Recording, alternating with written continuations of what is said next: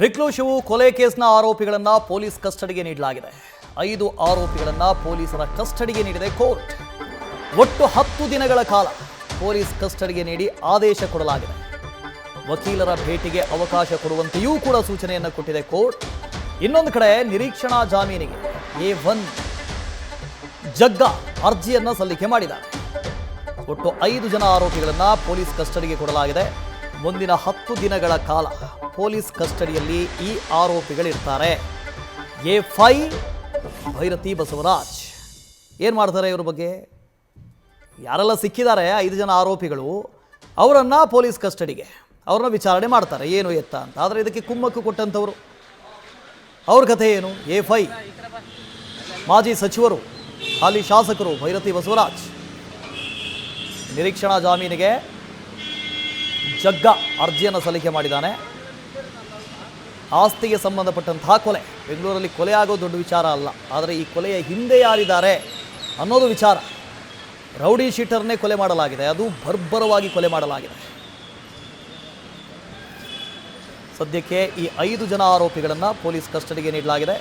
ಮುಂದಿನ 10 ದಿನಗಳವರೆಗೆ ಪೊಲೀಸ್ ಕಸ್ಟಡಿಗೆ ನೀಡಿ ಕೋರ್ಟ್ ಆದೇಶವನ್ನು ಕೊಟ್ಟಿದೆ.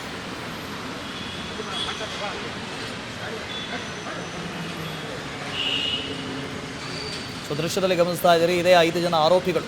ಈ ಆರೋಪಿಗಳನ್ನು ಕೋರ್ಟಿಗೆ ಹಾಜರುಪಡಿಸಲಾಗಿತ್ತು. ನಂತರದಲ್ಲಿ ಹೆಚ್ಚಿನ ವಿಚಾರಣೆಯನ್ನು ಮಾಡಬೇಕಾಗಿದೆ. ನಮ್ಮ ವಶಕ್ಕೆ ಕೊಡಿ, ನಮ್ಮ ಕಸ್ಟಡಿಗೆ ಕೊಡಿ ಅಂತ ಹೇಳಿ ಪೊಲೀಸರು ಕೇಳಿಕೊಂಡ್ರು. ಮುಂದಿನ 10 ದಿನಗಳವರೆಗೆ ಪೊಲೀಸ್ ಕಸ್ಟಡಿಗೆ ಕೋರ್ಟ್ ಈ 5 ಜನರನ್ನು ಕೊಟ್ಟಿದ್ದಾರೆ. ಸೊ ಮುಂದಿನ 10 ದಿನಗಳವರೆಗೆ ತೀವ್ರ ವಿಚಾರಣೆ ಆಗುತ್ತೆ. ವಿಚಾರಣೆಯಲ್ಲಿ ಯಾವೆಲ್ಲ ಸತ್ಯಾಸತ್ಯತೆ ಬಯಲಾಗುತ್ತೆ ಕಾದು ನೋಡಬೇಕು. ಯಾಕಾಗಿ ಕೊಲೆ ಆಯಿತು, ಕೊಲೆ ಹಿನ್ನೆಲೆ ಏನು, ಯಾವ ಕಾರಣಕ್ಕಾಗಿ ಕೊಲೆ ಮಾಡಲಾಯಿತು, ಯಾರೆಲ್ಲ ಇದ್ದಾರೆ ಎಲ್ಲವೂ ಕೂಡ ಗೊತ್ತಾಗುತ್ತೆ. ಅಂಕಿತಾ ಇದ್ರ ಬಗ್ಗೆ ಹೆಚ್ಚಿನ ಡೀಟೇಲ್ಸನ್ನು ಕೊಡ್ತಾ ಹೋಗ್ತಾರೆ. ಅಂಕಿತಾ, ಈ 5 ಜನರನ್ನ ಪೊಲೀಸ್ ಕಸ್ಟಡಿಗೆ ಕೊಡಲಾಗಿದೆ. ಸದ್ಯ ತನಿಖೆ ಸ್ಟೇಟಸ್ ಏನು ಅಂತ?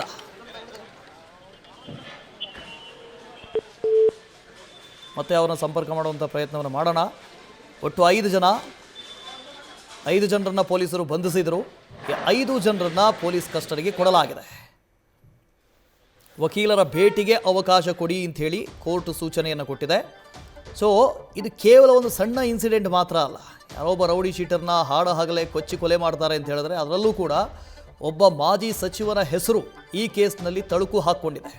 ಹಾಗಾಗಿ ಇದೊಂದು ಹೈ ಪ್ರೊಫೈಲ್ ಕೇಸ್. ಈಗ ಸಾಮಾನ್ಯ ಕೊಲೆ ಕೇಸ್ ಅಂತೂ ಅಲ್ವೇ ಅಲ್ಲ, ಹೈ ಪ್ರೊಫೈಲ್ ಕೇಸ್. ಅವ್ರು ಹೇಳ್ತಾ ಇದ್ದಾರೆ ನನಗೂ ಇದಕ್ಕೂ ಸಂಬಂಧ ಇಲ್ಲ ಅಂತ, ಗೊತ್ತೇ ಇಲ್ಲ ನನಗೆ ಅಂತ.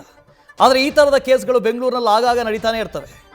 ಅದರಲ್ಲೂ ಜಾಗಕ್ಕೆ ಸಂಬಂಧಪಟ್ಟ ಹಾಗೆ, ಜಮೀನಿಗೆ ಸಂಬಂಧಪಟ್ಟ ಹಾಗೆ ಯಾರ್ದೋ GPA ಮಾಡಿಸ್ಕೊಂಡು ಇನ್ನೊಂದು ಮತ್ತೊಂದು ಮಾಡಿಸ್ಕೊಂಡು ಕೊಲೆ ಮಾಡ್ತಾನೆ ಇರ್ತಾರೆ. ಅಂಕಿತಾ ಮತ್ತೊಮ್ಮೆ ಜಾಯ್ನ್ ಆಗ್ತಾ ಇದ್ದಾರೆ. ಅಂಕಿತಾ, ಈ 5 ಜನರನ್ನ 10 ದಿನಗಳವರೆಗೆ ಪೊಲೀಸ್ ಕಸ್ಟಡಿಗೆ ಕೊಡಲಾಗಿದೆ. ಸದ್ಯ ತನಿಖೆ ಯಾವ ದಿಸೆಯಲ್ಲಿ ನಡೀತಾ ಇದೆ, ಸ್ಟೇಟಸ್ ಏನು ಅಂತ? ವಾಸುದೇವ್ ಭಟ್ ಬಿಕ್ಲು ಶಿವನ ಕೊಲೆ ಕೇಸಿಗೆ ಸಂಬಂಧಪಟ್ಟಂತೆ ಇವತ್ತು 5 ಜನ ಆರೋಪಿಗಳನ್ನ ಪೊಲೀಸರು ನ್ಯಾಯಾಲಯಕ್ಕೆ ಪ್ರೊಡ್ಯೂಸ್ ಮಾಡುವಂತಹ ಕೆಲಸವನ್ನ ಮಾಡಿದ್ರು. ಆ ಸಂದರ್ಭದಲ್ಲಿ ಆರೋಪಿಗಳಿಗೆ ಜಡ್ಜ್ ಹಲವು ಪ್ರಶ್ನೆಗಳನ್ನ ಕೇಳಿರುವಂತದ್ದು. ಅಂದ್ರೆ ಪೊಲೀಸ್ ಕಸ್ಟಡಿಯಲ್ಲಿರುವಾಗ ನಿಮ್ಮ ಮೇಲೆ ಪೊಲೀಸರು ಹೊಡೆದ್ರ ಅಂತ ಕೇಳಿದಂತಹ ಸಂದರ್ಭದಲ್ಲಿ 2 ಆರೋಪಿಗಳು ಅಂದ್ರೆ ಕಿರಣ್ ಮತ್ತೆ ವಿಮಲ್ ಹೌದು ಅಂತ ಹೇಳಿ ಉತ್ತರವನ್ನ ನೀಡಿದ್ದಾರೆ. ಈ ಸಂದರ್ಭದಲ್ಲಿ ಪೊಲೀಸರ ಬಳಿ ಜಡ್ಜ್ ಒಂದಷ್ಟು ಪ್ರಶ್ನೆಯನ್ನ ಕೂಡ ಹಾಕಿರುವಂತದ್ದು. ಅಂದ್ರೆ ಪೊಲೀಸ್ ಕಸ್ಟಡಿಯಲ್ಲಿರುವಂತಹ ಸಂದರ್ಭದಲ್ಲಿ ಆರೋಪಿಗಳಿಗೆ ಹೊಡೆಯಬಾರದು ಅಂತ ಕೂಡ ಅವರು ಹೇಳಿದ್ರು. ಜೊತೆಗೆ ಆರೋಪಿಗಳಿಗೆ ಈ ಒಂದು ಪ್ರಕರಣಕ್ಕೆ ಸಂಬಂಧಪಟ್ಟಂತೆ ಅವರು ಪ್ರಶ್ನೆಯನ್ನ ಕೂಡ ಮಾಡಿದ್ದಾರೆ. ಯಾವಾಗ ಆಯ್ತು ಈ ಇನ್ಸಿಡೆಂಟ್, ಎಷ್ಟು ಗಂಟೆಗೆ ನೀವು ಮನೆಯಿಂದ ಹೊರ ಹೋದ್ರಿ, ಹಲ್ಲೆ ಹೇಗಾಯ್ತು, ಹೇಗ್ ಹೊಡೆದ್ರಿ, ಜೊತೆಗೆ ಹೇಗ್ ಕೊಲೆ ಮಾಡಿದ್ರಿ, ಇದ್ರ ಬಗ್ಗೆ ಸಂಪೂರ್ಣ ವಿವರವನ್ನ ಆರೋಪಿಗಳ ಬಳಿ ಜಡ್ಜ್ ಕೇಳ್ತಾರೆ. ಆ ಸಂದರ್ಭದಲ್ಲಿ ನಾವು ಬೆಳಗ್ಗೆ 3 ಗಂಟೆಗೆ ಮನೆಯಿಂದ ಹೊರಟಿದ್ವಿ ಅಂತ ಹೇಳಿ ಆರೋಪಿಗಳು ಉತ್ತರವನ್ನ ಕೂಡ ಕೊಟ್ಟಿರುವಂತದ್ದು. ಕೇವಲ 2 ಆರೋಪಿಗಳು ಮಾತ್ರ ಪೊಲೀಸರು ನಮ್ಗೆ ಹೊಡೆದ್ರು ಅಂತ ಹೇಳಿ ಉತ್ತರವನ್ನ ನೀಡಿರುವಂತದ್ದು. ಉಳಿದ ಆರೋಪಿಗಳನ್ನ ಕೇಳಿದಂತಹ ಸಂದರ್ಭದಲ್ಲಿ ಅವರು ಇಲ್ಲ ಅನ್ನೋ ಒಂದು ಉತ್ತರವನ್ನ ನೀಡಿದ್ದಾರೆ. ಹಾಗಾಗಿ ಪೊಲೀಸರು 15 ದಿನಗಳ ಕಾಲ ಆರೋಪಿಗಳನ್ನ ಕಸ್ಟಡಿಗೆ ಕೊಡಬೇಕು ಅಂತ ಕೇಳ್ತಾರೆ. ಆ ಸಂದರ್ಭದಲ್ಲಿ ಪೊಲೀಸರು ಹೊಡೆದಿದ್ದಾರೆ ಅಂತ ಹೇಳಿ ಆರೋಪಿಗಳು ಹೇಳಿರೋದ್ರಿಂದ 15 ದಿನಗಳ ಕಾಲ ಕೊಡೋದಕ್ಕಾಗಲ್ಲ, ಕೇವಲ 10 ದಿನ ಮಾತ್ರ ನಾನು ಕೊಡ್ತೀನಿ ಅಂತ ಹೇಳಿರುವಂತದ್ದು. ಕೊಟ್ಟಂತಹ ಸಂದರ್ಭದಲ್ಲೂ ಕೂಡ ಜಡ್ಜ್ ಕೆಲವೊಂದು ಕಂಡೀಷನ್ ಗಳನ್ನ ಹಾಕಿದ್ದಾರೆ. ಅಂದ್ರೆ ಪೊಲೀಸ್ ಕಸ್ಟಡಿಯಲ್ಲಿರುವಂತಹ ಸಂದರ್ಭದಲ್ಲಿ ಆರೋಪಿಗಳಿಗೆ ಹೊಡೆಯಬಾರದು ಅಂತ ಹೇಳಿ ಈಗ ಜಡ್ಜ್ ಗಿರೀಶ್ ಚಟ್ನಿ ಅವರು ಪೊಲೀಸರಿಗೆ ಸೂಚನೆಯನ್ನ ಕೂಡ ಕೊಟ್ಟಿರುವಂತದ್ದು. ಜೊತೆಗೆ 6 ಮತ್ತೆ 7 ಗಂಟೆಗೆ ವಕೀಲರ ಭೇಟಿಗೆ ಅವಕಾಶವನ್ನ ಕೂಡ ಕೊಡ್ಬೇಕು ಅಂತ ಹೇಳಿ ಈಗ ನ್ಯಾಯಾಧೀಶರು ಸೂಚನೆಯನ್ನ ಕೊಟ್ಟಿರುವಂತದ್ದು ಪೊಲೀಸರಿಗೆ. Vasudev Bhat. Okay, thank you Ankita.